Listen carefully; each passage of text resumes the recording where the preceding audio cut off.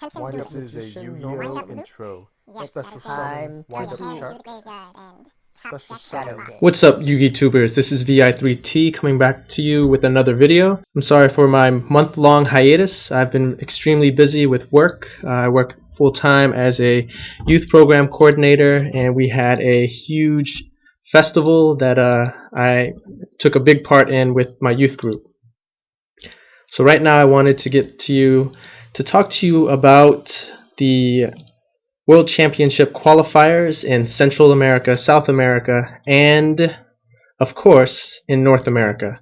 I know it's a little late, but I might as well post this up so people have a good resource for net decking, because the rumor about Tyler Tabman, who won the North American World Championship qualifiers, is that he pretty much net decked and won. So Tyler Tabman has actually been winning consistently, topping consistently in North American regionals, and doing well. So I am extremely surprised he won, but more power to you. A big part of Yu-Gi-Oh is luck, and maybe Tyler Tabman made good meta calls and got extremely lucky.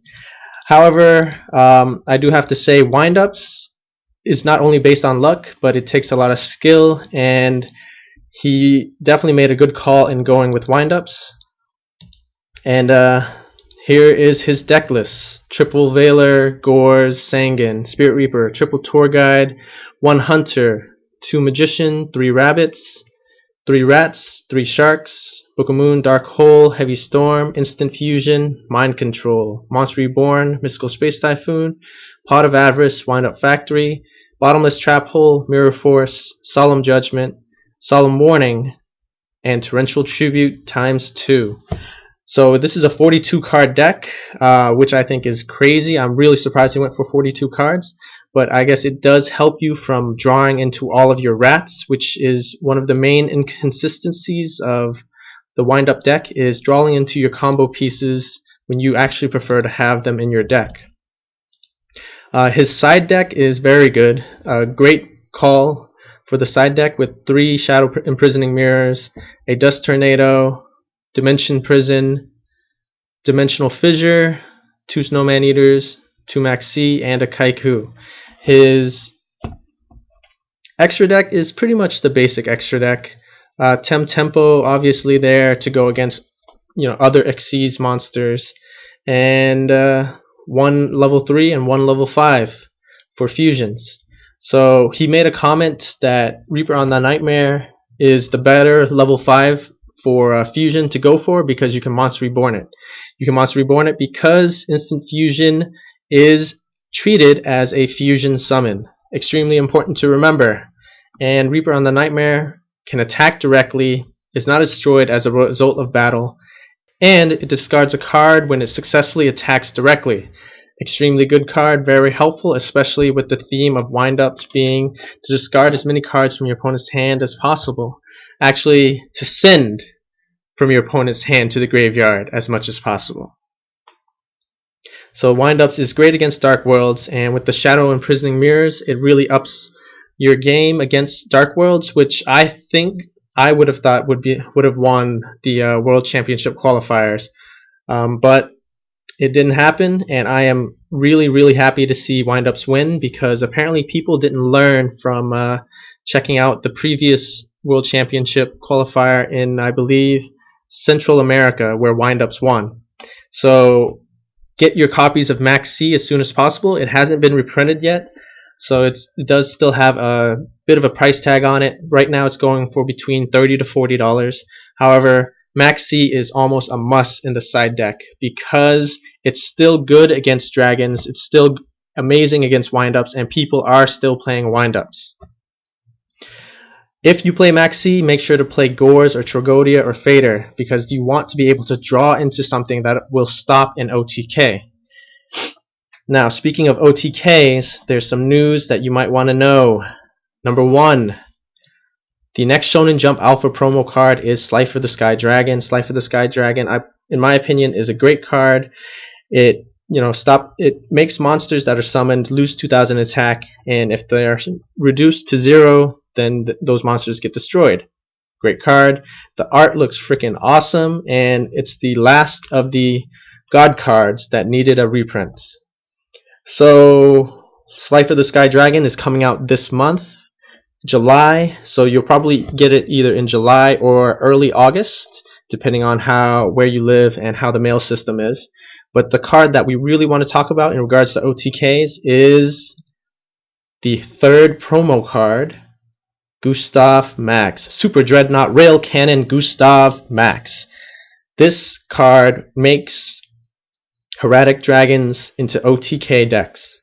This card will be a very expensive card once it comes out, and it will be a very powerful card because it takes 2 level 10 monsters, and there is actually a troll deck I saw one time that used the Time Lords and Cyber End Dragons to constantly summon level 10s and overlay them for the Gustav Max. So be ready for this to come out.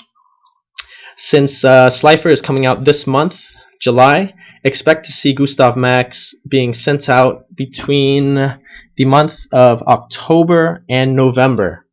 If you want to get your copy, you got to sign up for Shonen Jump, and I'll put the link in my description below. Sign up for it if you want to get this. It will definitely be at least a $50 card. Now, just to remind you about the World Championship qualifiers, in Central America, Alvaro Manuel Gonzalez Oria from Mexico beat his opponent with a 6 Samurai deck, going 2-0 and winning. I think that's extremely funny because 6 Samurai decks are being, really underrated and no one's prepared for it. So definitely Maxi helps you against 6 Samurais, and make sure you play chainable traps or a lot of defensive protection, or side deck a lot of defensive protection against 6 Samurais. In South America, Ecuadorian Marco Jonathan Oviedo Castro won with his wind-up deck. And in North America, we have Tyler Tabman, who won, Robert Lewis Jr. from Mount Sterling, Kentucky, Jarrell Winston, Kevin Rubio, Adrian Shakir, Michael Steinman, and for the Dragon Duels, Tyler Nilsson and Zachary Leverett. So Zach and Tyler were both playing Dino Rabbits against each other and wrecked the Dragon Duels. Tyler Tabman and Robert Lewis Jr. were playing windups, wrecking it all the way to the top because not enough people side decked for windups.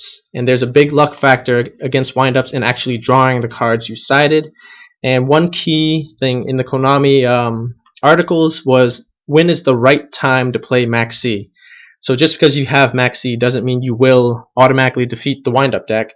You have to know when to play it. And you need to play it after the wind-up player has committed to the wind-up loop. So that means wait for wind-up Zen mains to be summoned, and then Valor or Maxi the wind-up Zen Mighty. Because your opponent will most likely stop there, and they have a 1500 attack monster that they can only hope will survive until the next turn for them to go again for the loop. So Yu-Gi-Oh players, one last thing I want to leave you with is what won Japan Nationals, and that is this crazy heroes lives this this crazy hero lives deck. Like, look at it, it's ridiculous.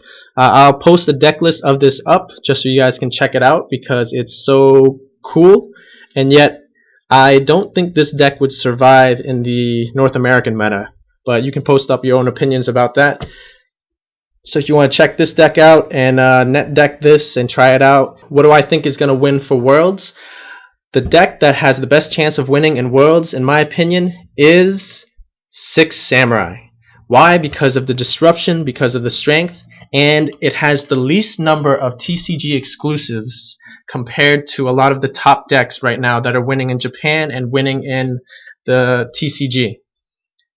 Tell me what you think. This is vi3t signing out. Take it easy, Yu-Gi-Tubers.